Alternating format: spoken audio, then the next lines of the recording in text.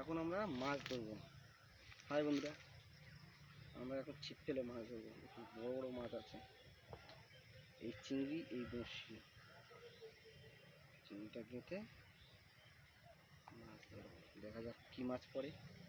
চলো এদিকে ফেলা যাক।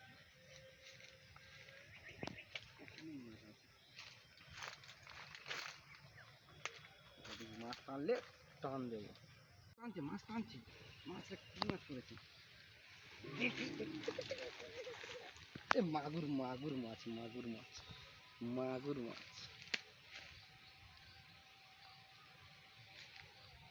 কত বড় মাগুর মাছ, বড় মাগুর মাছ পড়ছে, বড় মাগুর মাছ। 300-400 হয়ে যাবে।